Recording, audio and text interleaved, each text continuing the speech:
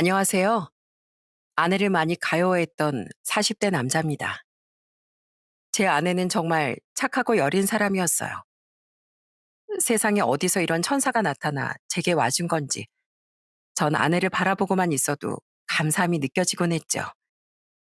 그리고 그런 아내에게 자꾸만 아픈 상처를 주던 한 사람을 정말 많이 원망했었습니다.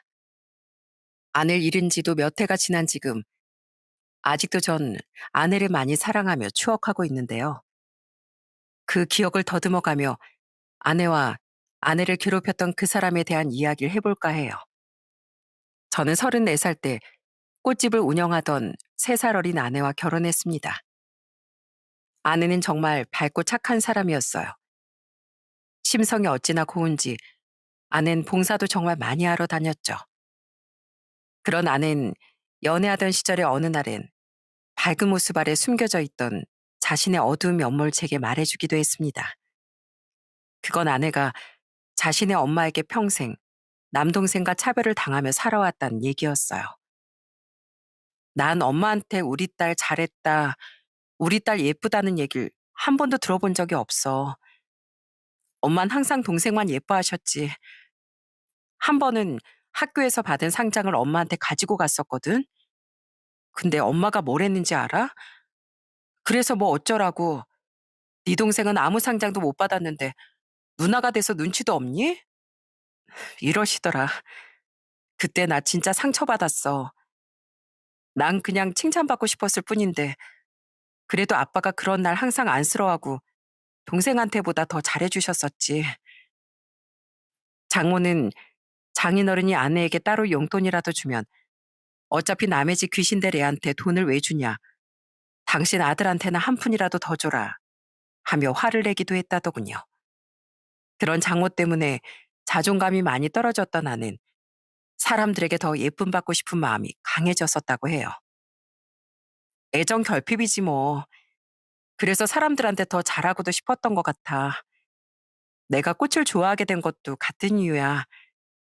이런 예쁘고 화려한 꽃들 사이에 둘러싸여 있으면 내가 더 빛나는 느낌이 들더라고. 나 좀 볼품없게 느껴지지? 아내는 솔직히 자신의 마음을 털어놓으며 제 눈을 쳐다도 못 보더군요. 그제야 전 그동안 아내가 왜 유독 자기 자신에 대해 자신 없어하고 항상 사랑을 확인받고 싶어 했는지 알게 됐어요. 하지만 누가 애정 결핍이란 이유 하나로 그렇게 선하게 살 수 있답니까? 저는 그런 착하고 상처도 많은 아내를 평생 보듬어주고 싶어 청혼을 했던 거예요. 아가, 넌 우리가 부탁해서 우리 집에 와준 건데 왜 설거지를 하려고 들어? 이리 와라. 엄마랑 TV나 보자. 제겐 형제가 남동생 하나뿐이었어요. 그래서 딸이 없던 저희 부모님은 아내를 딸처럼 여기며 정말 잘해주셨어요. 두 분 모두 딸을 정말 갖고 싶었다면서요. 두 분은 뭐라도 도우려 하던 아내를 항상 말리며 완전히 공주님 취급을 해주셨죠. 아버지는 어머니와 아내를 나란히 눕힌 뒤 직접 오이팩을 얹어주시기도 했었는데요. 민망해서 어쩔 줄 몰라 하던 아내는 고단했는지 이내 잠에 빠져들었어요. 예, 김영아, 새아가 잔다. 그때 저희 어머니는 아내가 너무 귀엽다며 잠든 아내 옆에서 함께 셀카도 찍으셨습니다. 그리고 나중에 아내에게 그 사진을 보여주며 이러셨어요. 아가, 내 눈엔 너무 예쁘게 나온 것 같은데 나 이거 SNS 프로필 사진으로 올려놔도 되나? 어차피 우리 둘 다 오이 붙이고 있어서 얼굴이 잘 드러나지도 않았잖아. 어? 전 아내가 부담스러울까봐 어머니를 말렸었거든요. 그런데 아내는 뭐가 좋았는지 고개를 연신 끄덕거렸습니다. 그 뒤 어머니는 정말 그 사진을 한동안 프로필 사진으로 올려놓으며 옆에 이런 메시지도 적어 놓으셨어요. 사랑하는 우리 며느리와 함께 드디어 나에게도 딸이 생겼다. 어머니는 아내가 정말 좋으셨었나 봅니다. 그리고 아내는 그런 어머니의 사진과 메시지를 몇 번이나 확인하며 쑥스러운 듯 웃곤 했어요. 여보, 어머님도 내 엄마 맞지? 나 엄마란 존재랑 이렇게 다정하게 사진 찍은 거 난생 처음이야. 여기 보여? 어머님이 나한테 딸이래. 그제야 알았어요. 아내는 엄마라는 존재에게 다정히 대해진 적이 한 번도 없었기에 정말로 저희 어머니 행동이 고맙고 좋았다는 것을요. 아내는 저와 결혼한 해에 아들을 임신했었는데 장모는 그런 아내에게 별 관심도 없었습니다. 가끔 저에게 연락해 자기 형수를 챙기던 제 동생보다도요. 장인어른만이 아내를 챙겨주셨을 뿐이었죠. 그때 저와 함께 아내를 거의 상점 오시듯 대접해주고 챙겨주셨던 분들은 바로 저희 부모님이었어요. 또 아내가 출산했을 때 부모님은 장인어른보다도 빨리 병원에 달려와 손주보다 제 아내를 먼저 보러 오셨습니다. 그때 어머닌 아내를 보자마자 눈물을 왈칵 쏟으며 아내 손을 잡아주셨어요. 많이 힘들었지? 고생 많았다, 우리 며느리. 애도 너도 건강하대. 아주 장하다. 아휴, 힘들어서 얼굴에 실핏줄 다 터진 것 좀 봐. 임신 2번 했다가 아주 우리 며느리 잡겠어. 어머님 같은 여자로서 출산의 고통을 공감해 주셨던 겁니다. 그런 어머니의 따뜻함에 아내는 어머니를 따라 어린애처럼 엉엉 울더라고요. 장모는 장인어른과 달리 다음 날이 돼서야 병실에 얼굴을 비추더군요. 그때 장모의 말을 듣고 전 화를 참지 못하고 말았어요. 이해, 너 네 아빠가 산후조리원 비용 대줬다며? 남들 다 나는 애 낳고 참 유난이다. 그 돈이면 네 동생 해외여행이라도 한번 보내줄 수 있을 텐데. 장모님, 이제 막 출산한 사람한테 그게 무슨 말씀이세요? 지금 이 사람 얼굴 안 보이세요? 고생한 딸한테 고생 많았다. 그 한마디 해주는 게 그렇게 어려우세요? 그런 장모의 말에 아내는 눈물만 뚝뚝 흘렸습니다. 장모는 예상은 했지만 첫인사 때도 상견례 때부터도 정말 별로였던 사람이었어요. 장모는 아내에겐 관심도 없이 아내보다 고작 3살 어리던 처남만 계속 챙겼었죠. 종아가, 여기 음식 괜찮다. 너 많이 먹어. 근데 유선이 어머님, 유선이 어릴 때도 이렇게 착하고 예뻤나요? 보다 못한 저희 어머니께서 일부러 장모에게 아내에 대한 칭찬을 하시더군요. 하지만 장모는 또 처남 얘기만 하더라고요. 유선이보단 우리 종아기가 더 착하고 순했죠. 여보, 지금 사돈께서 우리 유선이 얘기를 물어보셨잖아. 얘 안 사돈, 우리 유선이 어릴 때부터 정말 천사가 따로 없었습니다. 우리 유선이 좋게 봐주셔서 정말 감사드려요. 민망했던 장인어른께서 얼른 아내 칭찬을 해주시자 장모는 입을 삐죽거리더군요. 그런 모습을 직접 봤으니 부모님은 아내가 안쓰러워서라도 더 잘해주셨던 거예요. 그렇게 결혼 후 지켜보니 장모는 제 예상보다 더 아내를 등한시했습니다. 장모는 정말 아내를 남처럼 대하더라고요. 아내가 처가에 가면 일하는 파출부가 온 듯 해하며 이런저런 집안일을 시켰고 외식하는 날이면 계산해 주러 온 지갑 취급을 하면서요.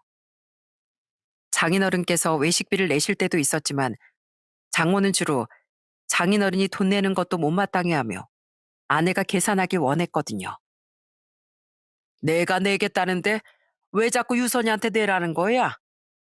부모가 돼서 왜 자식한테, 아이 그것도 유선이한테만 왜 얻어먹으려고 들어? 키워준 값이지, 키워준 값. 당신은 그 돈 아껴서 우리 종아기한테나 챙겨줘. 우리 종아긴 돈도 별로 없잖아. 대학도 나오지 않은 처남은 자기 부모님에게 엉겨붙으며 일도 제대로 하지 않던 사람이었습니다. 물류센터 일을 구했다가 힘들다고 금방 그만두고 공장 일을 구했다가 또 금방 그만두고 반복하며 처남은 반백수처럼 계속 지냈었다고 하더라고요. 장모는 장인어른이 외식비를 낼 바엔 그 돈을 처남에게 주길 바랬던 거예요. 그럼 착한 아내는 자신이 그 외식비를 또 계산하곤 했죠. 한 번은 너무 화가 나 제가 장모에게 화를 냈었어요. 장모님은 저희가 호구로 보이세요? 여기 장모님이 오고 싶다고 해서 온 식당이잖아요. 그런데 왜 당연한 듯 저희한테만 계산을 바라세요? 그렇다고 잘 먹었다는 말 한 번 하신 적도 없으시면서요. 항상 처남만 챙기시고 왜 이렇게 제 아내랑 처남을 차별하세요? 이만큼 키워서 시집까지 보냈으면 당연히 이 정도는 해줘야 하는 거 아닌가? 우리 종학인 나중에 우리 하늘 가면 제사 지내줄 아들이야. 그러니까 당연히 더 잘해주고 싶은 거지. 당신 그만해. 내가 당신 때문에 매번 유선이랑 김서방한테 미안해 돌아가시겠어. 김서방 말이 다 맞는데 당신이 무슨 할 말이 더 있어? 김서방, 미안하네. 오늘 여긴 내가 내겠네. 아버지, 그냥 그 돈 저 주시고 오늘은 누나가 계산하라고 하면 안 돼요? 처남, 분위기 파악 못해? 다 큰 남자가 자기 쓸 돈도 못 벌었으면서 그런 말이 나와? 철 좀 들어, 철 좀. 내가 처남이면 우리 집사람한테 미안해서 눈도 못 마주치고 살았을 거야. 좀 부끄러운 줄 알아. 장인어른은 적반하장으로 화를 내던 장모를 말리며 제게 사과하시더군요. 그 와중에 눈치 없이 한심하기 짝이 없는 말을 해대던 처남에게도 저는 소리를 질렀어요. 그런절 아내가 눈물을 뚝뚝 흘리며 말리더라고요. 그날 집에 돌아온 전 답답한 마음에 아내에게까지 언성을 높였습니다. 내가 처가 가서 음식이랑 설거지 도맡지도 말고 외식비도 내주지 말라고 몇 번을 말했어. 아무리 장인어른이 당신 편이라고 해도 당신이 계속 순종하니까 장모님이 당신을 더 당연하게 막대하는 거잖아. 평생 받은 거 하나 없는 장모님한테 왜 이렇게 바보처럼 아무 말도 못해? 당신이 그런다고 장모님이 뭘 알아라도 줄 것 같아? 절대 아니야. 미안해. 그래도 여보, 당신이 나 좀 이해해주면 안 될까? 그때 아내는 제게 장모의 행동에 대한 변명을 해주더군요. 장모는 오래전 딸을 낳았다고 홀 시어머니에게 그렇게 구박을 당했다고 합니다. 그러다 처남이 태어나자 비로소 아내의 할머니가 장모를 사람 취급해줬다고 하더라고요. 장인어른은 그때 일로 인해 장모에게 부채감을 가지고 있어 장모에게 목소리를 어느 정도 이상 못 키우며 사셨다고 해요. 엄만 그 힘들었던 기억 때문에 날 더 안 좋아할 수밖에 없었던 거야. 근데 내가 이렇게 계속 효도하는 모습 보이면 언젠간 나한테 마음의 문을 열어주실 수도 있잖아. 아무리 그래도 내 엄마인데 나도 엄마한테 언젠간 사랑받아 보고 싶어. 내가 당신한테 더 잘할 테니까 우리 엄마한테 너무 뭐라고 하지 말아줘. 너무 답답한 나라서 미안해. 아낸 그래도 엄마라고 장모를 계속 놓지 못했던 거예요. 이렇게만 들으면 아내가 못나 보이시겠지만 아내는 장모에게 끌려다니는 것만 빼면 정말 완벽하고 사랑스러운 사람이었어요. 아내는 저희 부모님께 솔직히 저와 동생보다도 더 잘해줬어요. 게다가 저에겐 최고의 아내, 아이에겐 100점짜리 엄마였죠. 또 남는 시간엔 쉬지 않고 봉사까지 다녔어요. 항상 좋은 사람이 되고 싶어 하고 너무 많은 걸 완벽하게 해내고 싶어 하는 아내의 강박도 그게 다 장모 때문인 것 같아. 저는 아내가 제 앞에선 게으름도 좀 피우고 투정도 부리길 바랬었습니다. 하지만 아내는 늘 제게 웃는 얼굴을 보이며 제가 퇴근하기도 전에 집안일도 싹 해놓고 매일 맛있는 음식도 차려주던 사람이었어요. 아예 안 돼. 설거지 내 몫이야. 여보, 부부는 한쪽이 아니라 양쪽이 서로 다 배려하고 잘해야 행복한 거야. 그러니까 뭐든 혼자 다 하려고 하지 마. 난 마음 같아선 당신 손에 물도 한 방울 안 묻히고 싶단 말이야. 박박 우겨서 설거지와 남은 집안일은 제가 했다지만 아낸 그 시간에도 쉬지 않고 아이의 공부를 봐주고 육아하는 데만 시간을 할애했습니다. 자기 몸은 쉴 생각도 하지 않고요. 그런 아내가 안쓰러워 저도 어떻게든 아내에게 좋은 남편이 돼주고 싶었어요. 그리고 그런 상처 많은 아내의 처절함을 알았기에 이후론 아내가 처가에 가서 음식이든 설거지든 도맡아 한다거나 외식할 때 장인어른이 내실 때 빼곤 돈을 내는 것도 그냥 참아줬던 거예요. 장모는 저희가 결혼한 지 2년 뒤엔 하던 마트 캐셔 일을 그만두고 보험 설계사 일을 시작했습니다. 아내를 일찍 낳았던 장모는 그때도 아직 나이가 50대 중반밖에 안 됐었어요. 그때 안 사실인데 보험 설계사는 정년이라는 게 따로 없어서 늦은 나이에 시작하는 분들도 많다고 하더라고요. 아무튼 장모의 이직이야 그냥 그러려니 했는데 이듬해 장모는 보험을 들라며 저와 아내를 들들볶기 시작했습니다. 실적 쌓기 너무 어렵단 말이야. 가족끼리 이런 것도 못 해줘? 그때 전 단호히 거절했었어요. 저희 형편이 넉넉한 것도 아니었고 제 앞으로도 아내 앞으로도 이미 든 보험은 충분했으니까요. 하지만 결국 아내는 제 반대에도 불구하고 보험을 2억에 들어줬더군요. 그 사실을 듣고 제가 한숨을 쉬자 아내는 죄진 사람처럼 고개를 푹 떨구며 기어 들어가는 목소리로 말했습니다. 그냥 엄마랑 싸우기 싫어서 미안해 여보. 내가 그만큼 돈 더 잘 아끼면서 살게.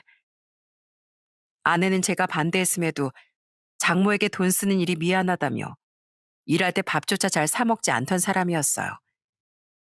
화장품도 옷도 하도 사지 않아 제가 억지로 선물을 해줘야 아내의 물건이 생겼었죠.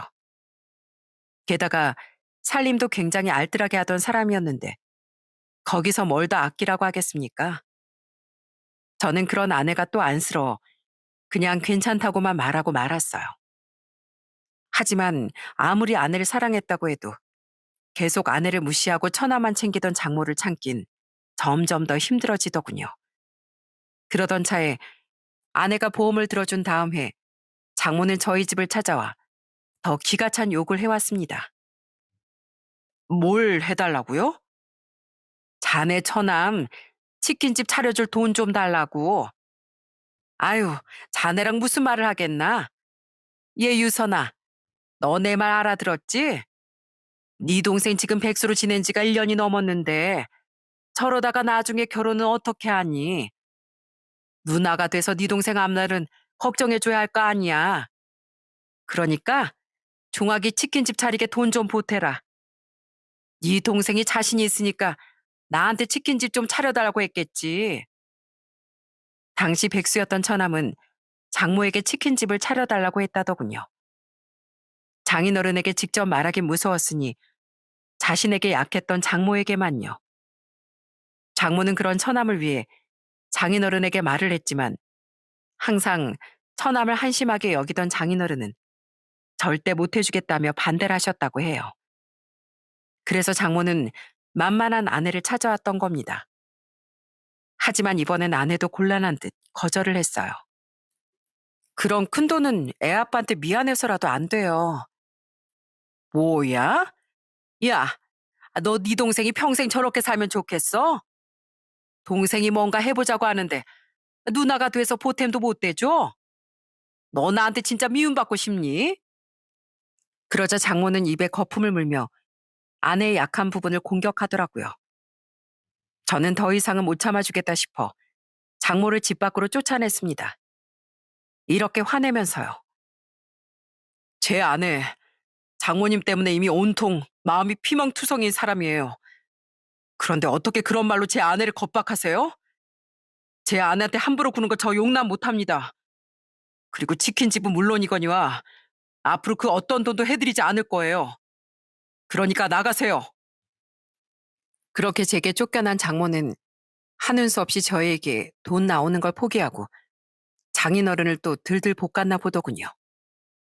장인어른은 장모에게 시달리다 결국 처남에게 치킨집을 차려주셨어요. 그리고 저는 장모가 다녀간 날 이후 아내에게 확실히 못을 박았죠. 앞으로 장모에게 그 어떤 것도 해주지 말라고요. 장모님은 당신 효도를 받을 가치가 없는 분이야. 심하게 말해서 미안한데 난 당신 위해서 참을 만큼 참았어. 하지만 더는 안 돼. 당신 잘 생각해. 당신한테 지금 가장 중요하고 소중한 가족은 당신을 자식 취급도 안 하는 장모님이 아니라 나랑 우리 찬우야. 내가 싫다는 일에 계속 고집 부릴 거야? 무엇보다 장모님 말을 계속 듣는 건 당신을 위한 일이 절대 아니야. 미안해, 여보. 알겠어. 나도 이제 더는 고집 안 부릴게.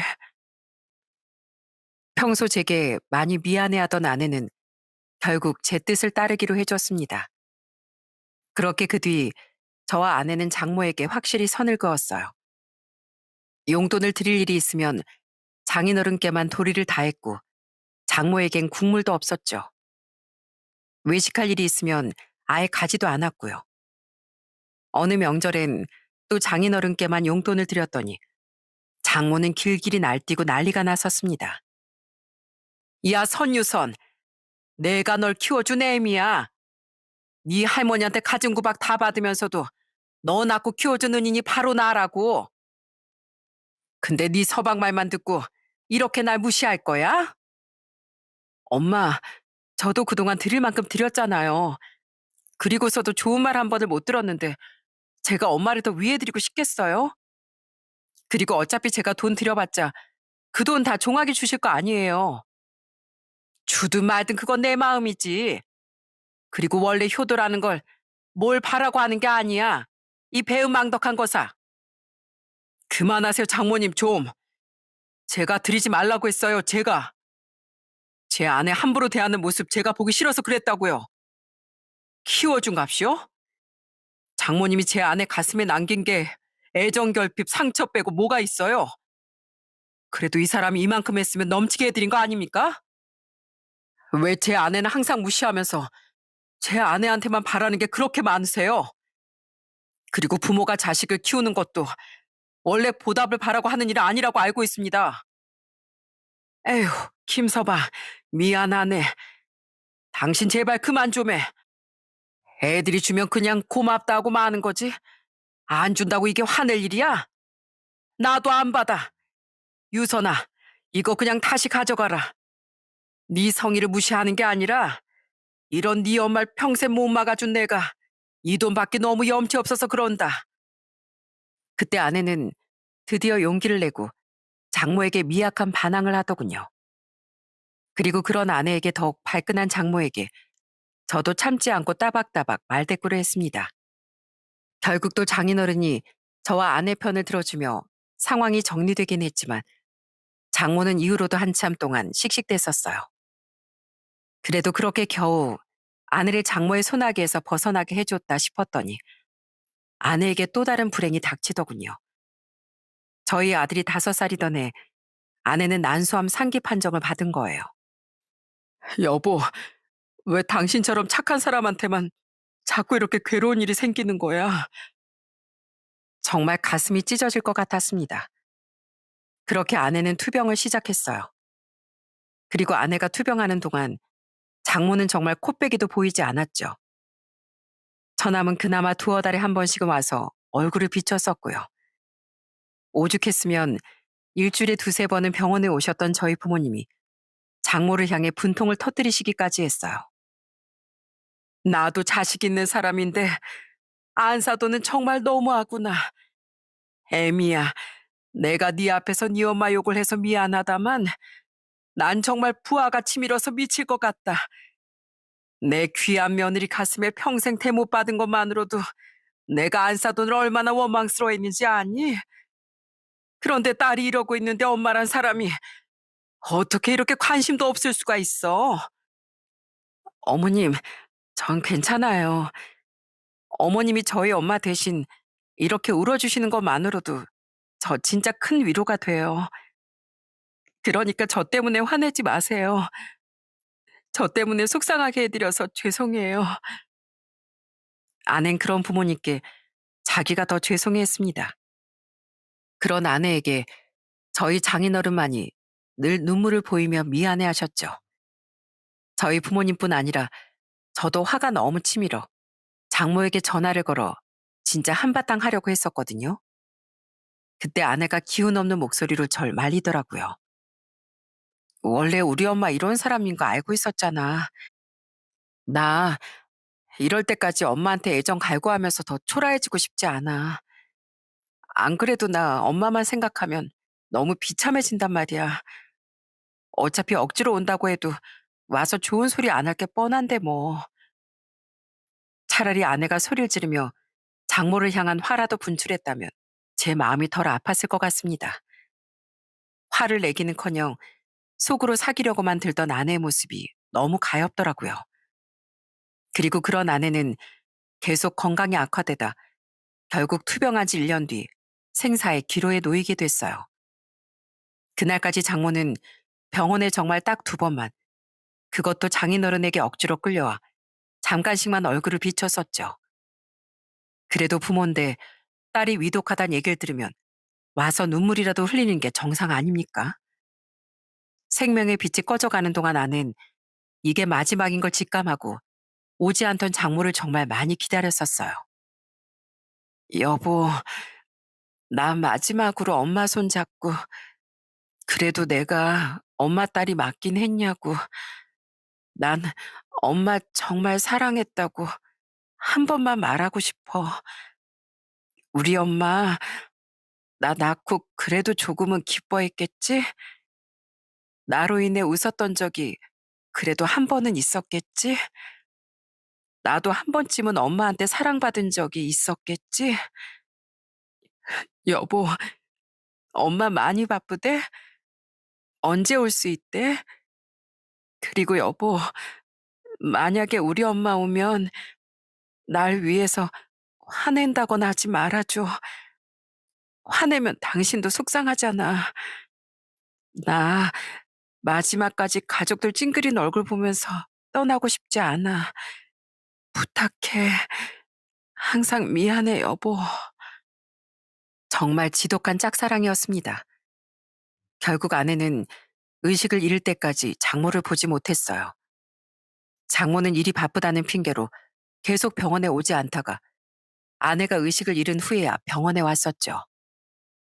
여보, 당신이 그렇게 기다리던 장모님 오셨어. 그러니까 한 번만 정신 좀 차려봐. 몇 번이고 아내를 불렀지만 결국 아내는 끝내 장모와 마지막 말 한마디 나눠보지 못하고 세상을 떠났습니다. 그래도 아내를 딸이라고 생각하긴 한 건지 마지막에 장모는 눈물을 흘리긴 하더라고요. 그 눈물이 제발 아내가 떠나는 길의 마지막 위로라도 되어주길 바랬죠. 그리고 마지막까지 장모를 엄마라고 생각했던 아내를 위해 저는 끓어오르는 원망을 꾹 참고 장모에게 아무 말도 하지 않았었어요.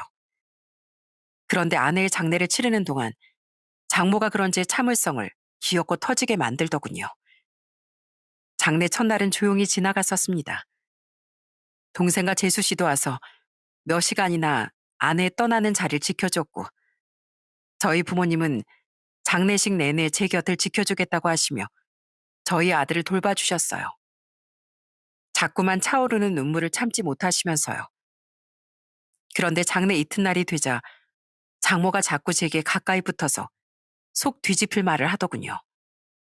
누가 들을까 낮고 조용한 목소리로요. 자네 장례식 끝나면 유선유 보험금 신청부터 바로 해. 내가 미리 계산해 보니까 사망보험금까지 다 합치면 1억쯤 되더라고. 그거 받아서 나 좀 줘. 뭐라고요? 그걸 왜 장모님을 드려요? 우리 종학이 3달 있으면 결혼하잖아. 그거 우리 종학이 결혼 자금으로 보태줄 거야. 아유, 목소리 좀 낮춰. 사람들 듣겠어. 정말 기가 막혔습니다.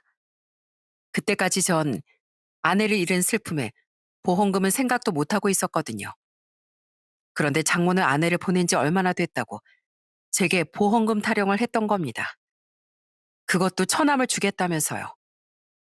당시 처남은 3개월 뒤 결혼을 앞두고 있었거든요. 그런데 그때 장모의 말을 들어보니 처남은 여자 쪽에 모은 돈이 한 푼도 없다는 말은 숨겼었나 보더라고요. 그리고선 또 장모에게 돈을 해달라고 조른 거죠. 내가 그런 큰 돈이 어디 있겠나. 그래서 자네 장인한테 아들 장가 보내는데 돈은 좀 해줘야 되지 않겠냐고 부탁했지. 그러자 장모는 당연하게도 장인어른에게 처남의 결혼 자금을 해주라고 말했다더군요. 그때 장인어른은 크게 화를 내셨다고 해요. 돈 없어. 있어도 없어. 치킨집 차려준 걸로 그놈한테 내 부모 돌인 다 한 거야. 당신은 유선이 병원 오지도 않고 또 그 한심한 놈 말에 놀아나고 있어? 절대 못 줘. 결국 장모는 대출이라도 받아서 처남에게 돈을 해주려고 했다고 합니다. 그런데 그 와중에 아내가 세상을 떠나니 보험금이 생각났던 거예요. 그것만 해도 기가 막힌데 이어진 장모의 말에 전 완전히 뚜껑이 열리고 말았어요.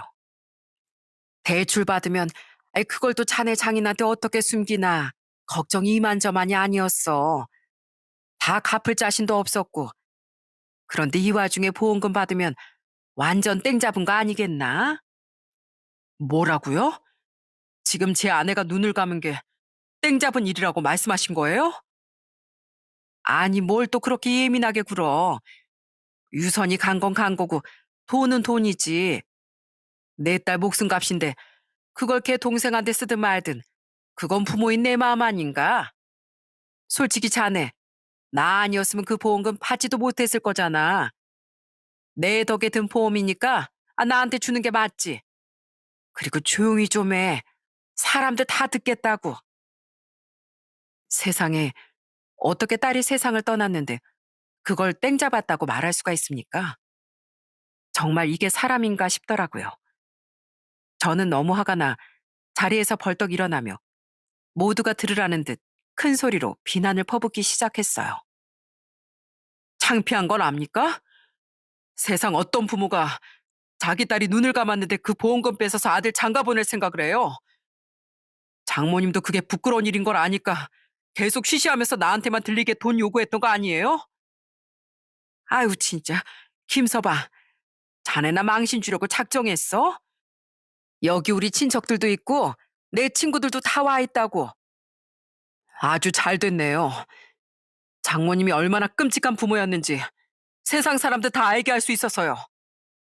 아무리 딸 낳았다고 장모님 시어머니께 구박받았었다지만 그걸 왜 자기 딸한테 화풀이를 하고 살았습니까? 제 아내요. 마지막까지 소원이 장모님한테 사랑받고 싶다는 거였어요. 자기 자신은 돌볼 줄도 모르는 그 착한 사람 가슴에 장모님은 거대한 구멍을 뚫어놓은 거라고요. 장모님도 누군가의 딸이었으면서 어떻게 자기 딸한테 그렇게 잔인했을 수가 있어요? 암 걸린 자기 딸한테 와보지도 않고 맨날 아들 아들. 짐승도 자기 자신 귀한 줄 안다는데 장모님은 대체 뭐냐고요? 떠난 아내가 너무 불쌍해 눈물까지 줄줄 흘러내렸습니다. 그런 제 울부짖음에 장례식장에 있던 모든 사람이 웅성대고 있었어요. 가족들의 지인, 친척 모두가 장모를 경악 혹은 경멸의 눈초리로 쳐다보고 있었죠. 전 그런 장모에게 가슴에 맺힌 말들을 계속 퍼부었어요. 제가 왜 끝까지 장모님한테 아무 말도 안 했는지 아세요? 제 아내가 마지막까지 저한테 부탁했었어요. 장모님한테 제발 화내지 말아달라고요. 제 아내는 상처밖에 준 게 없던 장모님을 그렇게 끝까지 엄마라고 못 놓았어요. 근데 장모님은 엄마란 사람이 어떻게 장례식도 마치기도 전에 보험금을 내놓으라는 말을 해요? 거기 처남도 장모님이 처남 누나 사망 보험금으로 처남 결혼자금 대주려는 거 알고 있었지? 항상 처남은 비겁하게 장모님 뒤에 숨어서 욕심이란 욕심은 다 부리는 사람이니까. 네? 그게 말 못하는 거 보니까 알고 있었네. 대체 언제 사람 될래? 능력이 없으면 그냥 결혼을 하지 말던가. 백수로 놀다가 장인어른 돈 뜯어서 치킨집 차렸으면 됐지. 이젠 자기 누나 보험금 뜯어서 결혼까지 하려고 해? 인생을 왜 그렇게 한심하게 살아? 같은 남자로서 난 처남 진짜 창피한 인간이라고 생각해. 내가 처남이었으면 창피해서 고개도 못 들고 다녔을 거라고. 자네 진짜 이 못 땄나? 사람들 다 듣는데 왜 내 아들 괜히 망신 줘? 어? 진짜 처남을 망신시키고 있는 건 장모님이에요. 장모님이 처남을 그렇게 오냐오냐 키웠으니 처남이 저런 한심한 인간이 된 거라고요. 그리고 애초에 사람들한테 들려주기 부끄러운 일은 하면 안 되는 거 아닌가요? 제가 장담하는데요. 장모님하고 처남, 언젠간 진짜 크게 벌 받을 거예요. 제 아내 가슴에 평생 생채기 남기면서 산 죄, 분명히 하늘이 엄벌할 거라고요. 게다가 장모와 똑같은 처남까지 소리를 지르며 비난해버렸습니다. 그러자 잠시 어리 빠진 채 우리의 대화를 모두 듣고 있던 장인어른께서 성큼성큼 걸어오시더니 장모의 뺨을 쫙 내려치시지 않겠어요? 아, 여보, 당신은 나한테 몇 대 맞아도 싼 인간이야. 내가 당신 때문에 평생 우리 유선이한테 얼마나 미안했는지 알아? 근데 기어코 우리 딸 가는 길에서까지 이런 서름을 줘? 종학이 제가 뭐가 그렇게 잘났어? 자기 가족 알길 개똥으로 아는 놈이 뭐가 예쁘다고 우리 딸 목숨값까지 퍼주려고 하냐고. 이 여보, 어떻게 말이 그래? 종학인 우리 아들이잖아. 우리 집 대를 이을. 그러게 애초에 당신이 조금이라도 애 도와준다고 했으면 내가 이렇게 조급하겐 김서방한테 말 안 했지. 나중에 천천히 말했겠지. 그래도 어쨌든 욕은 했을 거란 소리잖아. 우리 집 대? 저 딸 한심한 놈한테 이어질 테라면 그냥 여기서 끊어버리는 게 나아. 그냥 여기서 나가. 당신 같은 인간은 우리 유선이 가는 길 지킬 자격도 없어. 선종아, 너도 네 엄마 꽁무니 따라 가버려. 망할 인간들. 딸 장례식장 근처에 얼씬도 하지 마. 장인어른은 유선아, 이 아빠가 다 미안하다 하는 말과 함께 가슴을 치며 통곡하셨어요. 그리곤 장모와 처남을 장례식장 밖으로 마구 쫓아내 버리시더군요. 창피했는지 후다닥 도망간 처남과 달리 장모는 도끼 눈을 뜨고 장인어른에게 지지 않으려 버티더군요. 그런 장모에게 이번엔 저희 어머니가 눈물을 흘리며 맹렬히 말하셨어요. 그쪽이 뭘 잘했다고 그렇게 당당합니까? 우리 며느리요. 나랑 둘이 처음 찍었던 휴대폰 사진을 이나까지 해서 소중하게 품고 다니던 애입니다. 왠 줄 알아요? 엄마라는 존재랑 둘이 처음으로 다정하게 찍은 사진이랍디다 그게. 난 친정엄마도 아닌데 애가 얼마나 엄마 사랑이 고팠으면 내가 잘해줄 때마다 그렇게 울었어요. 고맙다면서요. 그렇게 자식 가슴에 상처 주고 산 사람이 부끄러운 줄 알아야죠. 내가 불쌍한 우리 며느리만 생각하면 그쪽이 치가 떨리도록 원망스럽다고요. 그런 어머니에 이어 저희 아버지 그리고 다른 사람들까지 장모를 마구 비난했습니다. 결국 장모는 완전히 움츠러든 채 처남의 뒤를 따라 도망가고 말았죠. 그리고 두 사람은 제 아내를 납골당에 안시시킬 때까지 코빼기도 보이지 않더라고요. 그렇게 아내를 화장시킨 후 저는 부모님께 잠시 아들을 부탁드렸습니다. 집에 가서 아내의 물건과 제 마음을 정리하기 위해서요.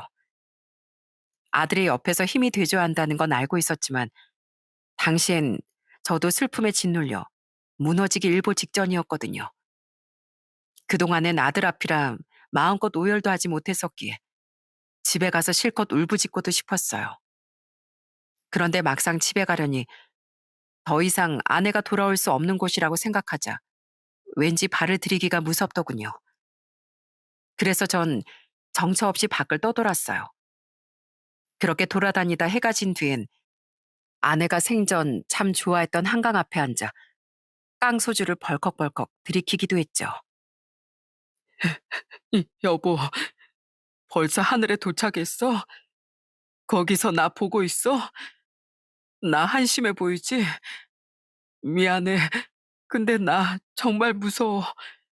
당신 없는 삶을 앞으로 어떻게 살아가야 하는 건지 너무 두려워. 저는 허공에 대고 아내를 부르며 하염없이 눈물을 흘렸습니다. 그렇게 밤이 돼서 겨우 집으로 돌아왔더니 아주 불쾌한 광경이 펼쳐져 있더군요. 매영, 김서방, 어디 갔다 이제 오나? 어? 한참 기다렸다고. 저희 집 앞에선 장모와 처남이 절 기다리고 있더라고요. 아무 연락도 받고 싶지 않아 잠시 휴대폰을 꺼뒀었는데 제가 전화를 받지 않자 그들은 아예 집 앞까지 절 찾아온 거더군요. 그리고 그들이 찾아온 용건을 듣자 저는 분노로 인한 눈물이 다시금 차올랐습니다. 매영, 저 지금 완전히 파혼 위기예요. 저희 아버지가 저랑 어머니를 장례식장에서 쫓아냈던 날 있잖아요. 하필 그때 제 아내 될 사람이랑 예비 장인 장모님이 조문하려고 찾아왔었대요. 그런데 장례식장 앞에서 그 모든 난리를 다 들어버렸다더라고요. 들어보니 예비 처남 댁과 그 부모님은 조문을 위해 그 난리가 났을 때 장례식장에 찾아왔었다더군요. 하지만 막장인 처가의 이야기를 다 들은 뒤 그냥 돌아갔다더라고요. 하긴 자기 아들 결혼시키게 세상 떠난 자기 딸 보험금 내놓으라고 난리치는 시모와 누가 가족이 되고 싶었겠어요? 알고 보니 모아둔 돈 한 푼 없이 자기 누나 보험금을 가로채 결혼하려고 했던 그런 놈의 실체를 알았는데 누가 결혼을 하려고 했겠습니까? 그 모든 사실을 듣게 된 예비 처남댁은 바로 처남에게 파혼 통보를 했던 거예요. 그런 일로 왜 절 찾아왔냐고 물었더니 처남이 하는 말은 가관이었어요. 매영한테 도움 요청하려고 왔죠. 매영, 그때 매영이 한 말들이요. 다 매영이 잘못한 거였다고. 제발 제 여자친구한테 설명 좀 해주세요. 모든 게 다 오해였다고요. 네? 저 지금 여자친구 진짜 좋아한단 말이에요.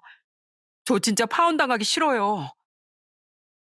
그러니까 처남은 제게 거짓말을 부탁하려 왔던 겁니다. 그런 처남이요. 장모도 제게 애걸복걸하더라고요. 그래 김서방, 제발 부탁이네.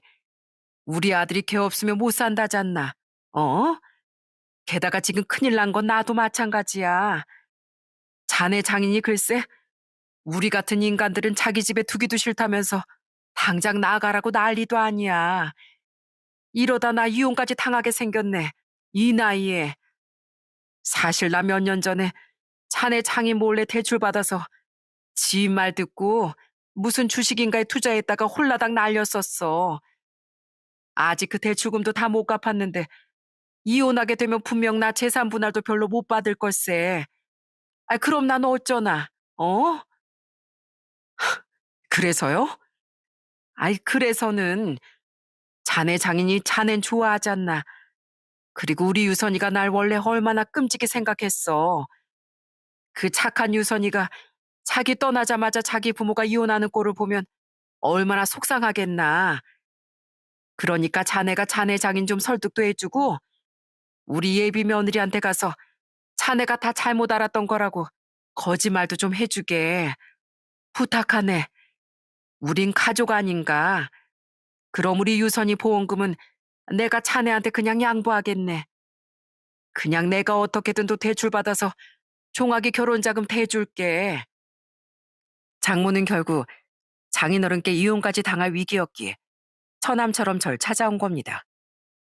그 와중에 장인어른 몰래 대출까지 받았었단 소리에 정말 기가 차더라고요.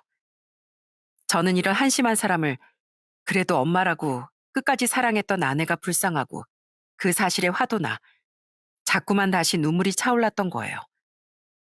저는 그런 눈물을 손등으로 대충 훔치며 싸늘히 말했습니다. 처남, 난 처남하고 결혼해서 신세 망칠 뻔하던 처남 여자친구 위해서라도 거짓말 해줄 생각 전혀 없어. 차라리 잘 됐네. 그분은 진창에 발 빠뜨리기 전에 잘 도망간 거니까. 처남처럼 무책임하고 비겁한 사람이 무슨 결혼을 해? 그리고 언제까지 그렇게 한심하게만 살 거야? 내가 분명히 말할게. 처남 그딴 식으로 사는 거 결국 자기 발등에 도끼 찍는 일이 될 거야. 그리고 장모님, 제 아내 보험금은 장모님이 양보하는 게 아니라 애초에 전 줄 생각도 없었어요. 제가 다른 사람은 몰라도 제 아내 목숨값 장모님한텐 절대 못 줘요. 아유, 알았네, 알았어. 자네 말이 다 맞으니까 자네 장인한테라도 가서. 그것도 싫습니다. 제 아내 인생 괴롭게 만든 장모님 인생은 왜 망가지면 안 되죠? 마음 같아선 제가 장인어른께 얼른 이혼하라고 말씀드리고 싶었는데 아주 잘 됐네요. 아이한테 부모는 세상이자 신 그 자체예요. 그런 의미에서 장모님은 제 아내 인생을 망가뜨린 철천지 원수나 다름없다고요. 제가 지금까진 제 아내를 봐서 그냥 보내드릴 텐데 또 제 앞에 나타나면 그땐 장모님이고 뭐가 없을 줄 아세요. 그땐 장모님은 그저 평생 용서하지 못할 제 원수 그 이상도 이하도 아닐 테니까요. 사위한테 이 이상 더 험한 말 듣기 싫으면 이제 그만 가세요. 저 못 나빠진 아들 데리고요. 제가 그 정도로 험악하게 말할 줄은 몰랐는지 장모는 얼굴이 하얗게 질리더군요. 결국 그들은 도망치듯 저희 집 앞을 떠날 수밖에 없었습니다. 그렇게 그들을 쫓아낸 뒤 끝내 장모에게 자식 취급조차 받지 못했던 아내가 너무 가여워 저는 집에 들어와 또 한참을 흐느꼈어요. 그리고 얼마 뒤 아들을 위해서라도 어떻게든 다시 일어서려던 절 장인어른이 찾아오셨더군요. 그때 장인어른은 기어코 장모와 처남을 집에서 쫓아내고 장모에게 이혼 소송도 걸었다고 말씀하셨어요. 장모가 끝까지 이혼 못한다고 버텼기에 소송전으로 돌입한 거죠. 그리고는 제게 사과하며 3천만 원을 건네시더라고요. 지방 간수 잘 못한 나 때문에 자네가 화도 많이 나고 힘들었을 걸세. 정말 미안하네. 이건 그리 큰 돈은 아니네. 자네도 알다시피 우리 집 형편이 많이 좋은 건 아니지 않은가. 그래도 내가 지금 자네에게 줄 수 있는 최대한은 줘야 내 마음이 편할 것 같았네. 자네 장모 눈치 보면서 우리 유선이에게 못해준 것들이 자네에게 이 돈을 주지 않으면 평생 내 가슴에 얹혀 있을 것 같아. 그 돈으로 우리 찬우 잘 키워주게. 장인어른, 그래도 이 돈은 괜찮아. 받아도 돼. 아니, 꼭 받아주게. 그리고 김서방, 내 염치 없지만 그래도 우리 찬우 나한테 가끔이나마 얼굴 좀 보여주면 안 되겠나? 유선이 잃은 아픔을 그렇게라도 달래며 살 수 있게 해주게. 부탁하네. 그 돈은 제 아내를 향한 장인어른의 죄책감이었더군요. 저는 마지막으로 손주를 가끔이나마 보여달라던 장인어른께 당연히 그러겠다고 대답했습니다. 장모와 달리 장인어른은 누구보다 아내를 사랑하셨다는 걸 잘 알고 있었으니까요. 그렇게 지금은 아내를 떠나보낸 지 3년도 더한 세월이 훌쩍 지났습니다. 그때 이후 장모는 결국 장인어른께 이혼을 당했어요. 그리고 장모는 날이 갈수록 실적이 떨어지다 결국 보험 설계사 일을 간두게 됐다고 하더라고요. 처남 역시 끝내 파혼당한 뒤 이혼한 장모와 둘이 낡고 작은 반전셋집을 얻어 살았다고 해요.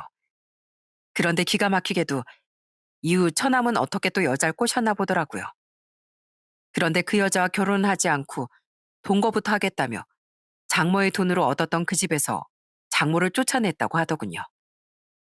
저는 이 모든 이야기를 장인어른께 듣고 황당해서 입을 다물지 못했습니다. 아주 페류나가 따로 없지? 아휴, 내가 자식을 단단히 잘못 키운 게야. 그렇게 애지중지하던 그 녀석한테 쫓겨나고 갈 곳이 없으니까 제발 자기 좀 다시 받아달라고 자네 장모가 날 찾아와서 애원하더군. 물론 난 자업자득이라면서 당장 쫓아냈지. 그래서 자네 장모 지금은 우리 처형식당에서 일하면서 단칸방에서 혼자 지내고 있다고 하네. 알지? 그 자네 장모보다 성격 훨씬 드세고 못됐던 우리 유선이 큰 이모 말이야. 아마 거기서 구박이랑 구방은 다 당하면서 붙어있지 싶어. 다 인과응보지. 안 그런가? 그렇게 장모는 자신이 그렇게 챙기던 아들에게 비참하게 버림받은 신세가 됐다고 합니다. 그 모습을 하늘에서 아내가 봤으면 많이 속상했겠지만 저는 장모의 최후가 그걸론 부족하다고 생각했어요. 남편 된 입장에서 제 아내에게 평생에 걸쳐 상처를 준 장모는 도저히 용서할 수 없는 사람이었으니까요. 하지만 계속 장모에게 젖을 퍼부으면 아내가 슬퍼할 테니 앞으로는 그냥 장모와 처남이란 사람들의 존재 자체를 떠올리지 않고 살아갈 생각이에요. 아내가 남긴 가장 큰 유산인 저희 아들만 잘 키우면서 말입니다. 아내가 남긴 보험금과 장인어른이 주신 돈은 언젠간 그런 아들에게 물려주려고 해요. 불합리한 차별이란 결국 꼬리에 꼬리를 물고 불행만을 불러오는 것 같습니다. 아들만 선호했던 아내 할머니가 장모라는 괴물을 만들어내고 장모는 제 아내에겐 평생 떨치지 못할 애정 결핍을 또 처남에겐 한심한 인성을 만들어준 것처럼 말이죠. 그렇게 다른 사람의 인생을 망쳐버린 죄값은 언젠간 가슴 쓰라리게 치르게 될 거라는 걸 현재 차별을 일삼고 있는 사람들이 빨리 깨우쳤으면 좋겠어요. 한 명이라도 제 아내 같은 가여운 피해자가 줄어들 수도 있도록요. 그럼 전 이만 아내에게 짧은 편지를 남기고 인사드리도록 할게요. 끝까지 함께 해주셔서 감사합니다. 여보, 하늘에선 잘 지내고 있어? 사실 난 여기서 잘 못 지내. 우리 찬우랑 부모님을 생각해서 애써 씩씩하게 굴곤 있지만 당신이 너무 그리워서 아직도 잠을 통 못 자. 여보, 당신은 내가 세상을 살며 만난 사람 중에서 그 누구보다도 착하고 예뻤던 사람이야. 화려한 꽃들 속에 둘러싸이지 않아도 당신은 별처럼 빛나고 아름다웠어. 그러니까 하늘에선 못 받았던 당신 엄마의 애정을 이젠 갈구하지 말고 진심으로 행복하게 웃으며 지내고 있길 바래. 그리고 다음 생에서도 꼭 내 아내가 되어줘. 그땐 내가 이번 생에 다 못 줬던 마음, 그리고 당신이 미처 받지 못했던 당신 엄마 몫의 애정까지도 내가 전부 다 쏟아부어 줄게. 알았지? 여보, 많이 보고 싶어. 여전히 사랑해. 우리 나중에 꼭 다시 만나. 안녕.